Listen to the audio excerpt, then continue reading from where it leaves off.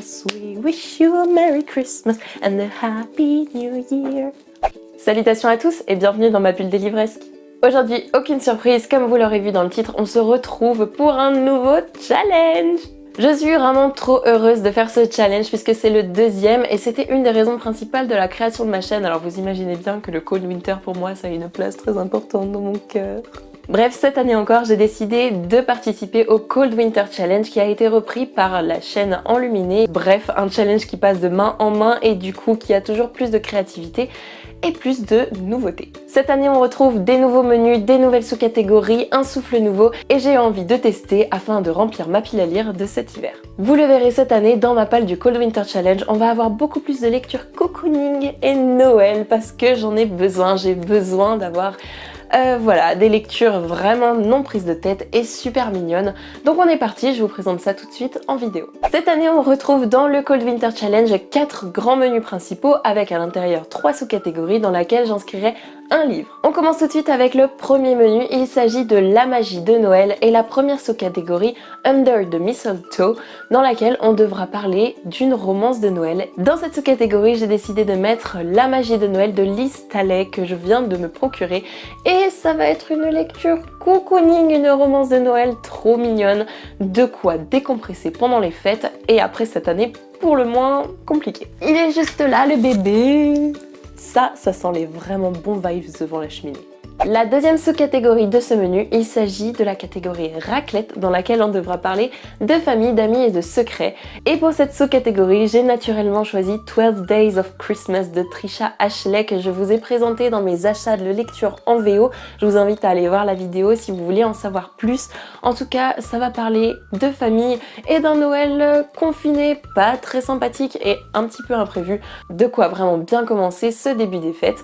Et là, on rentre parfaitement dans la catégorie. La troisième et dernière catégorie de cette magie de Noël, il s'agit de la danse de la fée dragée dans lequel on parlera d'univers onirique, fantasy et fantastique. Dans cette sous-catégorie, j'ai choisi de placer Christmas, le maître de la lumière de William Amaral, un livre en auto-édition qui m'a été gentiment envoyé par son auteur et qui est juste parfait pour ce Cold Winter Challenge. On y évoque un monde mystérieux, empli de brume et de magie de Noël et là pour le coup ça va être juste parfait dans un univers fantasy et jeunesse qui va nous chouchouter et qui va nous emporter dans un monde de magie de Noël. Merci encore à son auteur pour son envoi, j'ai vraiment très hâte de le lire et de vous faire des retours. Dans le deuxième menu, hiver mystérieux, nous aurons comme première sous-catégorie Yule, dans lequel nous devrons parler de divinités, légendes et mythologie. Et j'ai décidé d'y inscrire Que passe l'hiver de David Brie. Je me suis procuré ce livre grâce à l'offre confinement que nous a procuré la maison d'édition Bookmarks qui nous a offert 10 livres. Donc je suis super contente. Merci encore à cette édition pour ces 10 livres offerts. En tout cas, il y avait ce livre à l'intérieur du pack et je dois dire qu'il rentre parfaitement dans cette catégorie dans laquelle on va parler d'un univers assez fantasy dans lequel le jeune héros de 20 ans doit enfin prendre l'épée puisqu'il rentre dans l'âge adulte, mais cette nuit d'hiver s'avère un petit peu compliquée. Dans la deuxième sous-catégorie appelée Reine des Neiges, nous devrons parler de féminisme ou de sorcières et dans cette catégorie, j'ai choisi de mettre La pelote d'épingle. Ce livre de Cécile Cortès évoque un univers vraiment trop sympa pour Noël.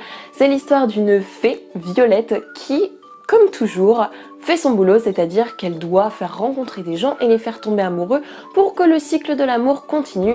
Mais ça, c'était avant. En effet, Violette va se faire prendre au piège puisque non seulement ces deux amoureux ne se calculent même pas, mais en plus, l'homme du couple commence à avoir des vues pour elle. Et c'est là qu'elle devra gérer un sentiment qu'elle n'a jamais pu contrer, ses propres émotions. Ce livre a l'air vraiment pas prise de tête et super mignon pour les fêtes de Noël, donc quoi de mieux? En plus on parle d'une femme qui quand même a du pouvoir sur les autres, c'est juste parfait. Dans cette dernière sous-catégorie de hiver mystérieux, nous aurons la sous-catégorie New Year, New Me, dans laquelle nous devrons parler évolution et transformation. Et pour cette catégorie, j'ai choisi de lire La fille qui tressait les nuages de Céline Chevet. Ce livre nous emmène dans un Japon actuel qui m'a beaucoup fait penser au film d'animation Your Name.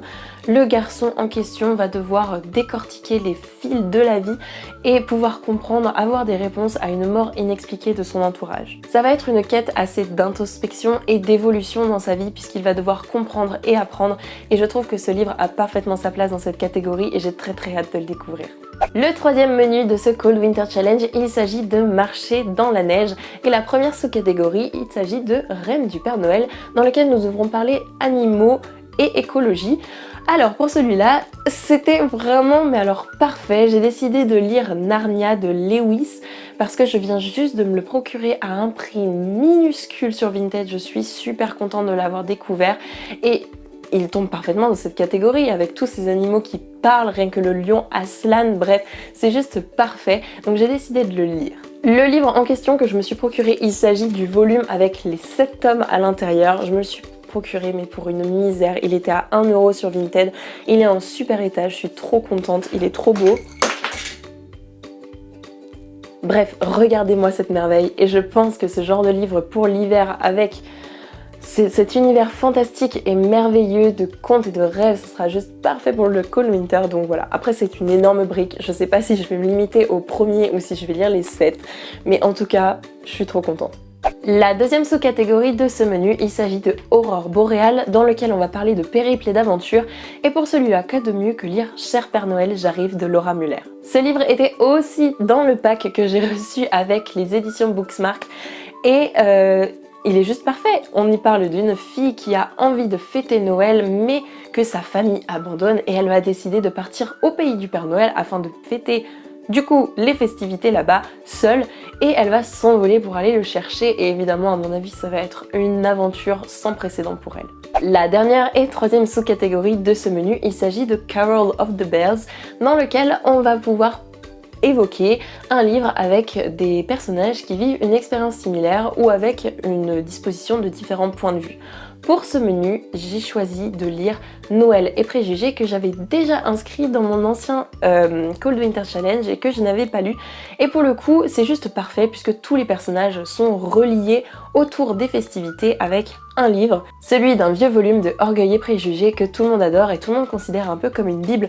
Donc ils sont tous reliés par ce livre, ça tombe super bien. Enfin, nous arrivons déjà dans le dernier menu. Il s'agit de Hiver obscur et la première sous-catégorie est Fantômes des Noëls passés, dans lequel nous parlerons fantômes, revenants ou voyages temporels. Et pour celui-là, c'était évident, mais alors évident, que je choisisse de lire la suite des Miss Peregrine et les enfants particuliers avec toutes ces boucles temporelles, ça tombe super bien. Je me suis donc pour le Pumpkin Autumn Challenge arrêtée au tome 2 et donc je vais tout de suite entamer le tome 3, 4 et 5 et j'ai vraiment trop hâte de les découvrir. Cette saga est une de mes plus belles découvertes de cette année, j'adore, donc j'ai vraiment trop hâte de continuer.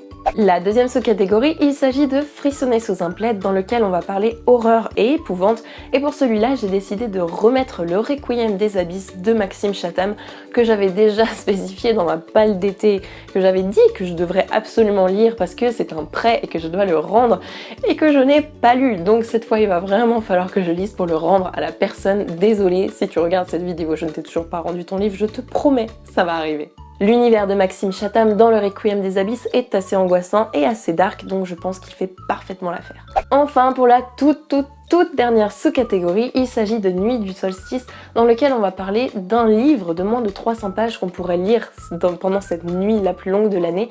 J'ai décidé de lire un des livres VO, encore une fois, que j'ai acheté en Irlande, puisque le but c'est de les lire pour progresser en anglais, et j'ai décidé de lire The Unicorn Gift Shop de Kelly Hayles, pardon. Et comme ce livre est très fin et très petit, il fait environ 260 pages. Je vais vous dire ça précisément. 262 pages. Donc je trouve que c'est juste parfait pour pouvoir lire ce livre pendant une nuit de solstice. Et c'est très cocooning, super détendant, super gourmand. Je suis friande de ce genre de lecture, surtout pendant les fêtes, donc il va y passer.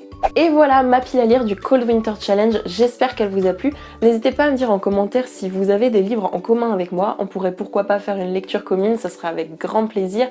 Et n'hésitez pas non plus à me dire votre propre pile à lire parce que je suis toujours super contente de vous lire et d'en apprendre un petit peu plus sur vos lectures et pourquoi pas de m'inspirer.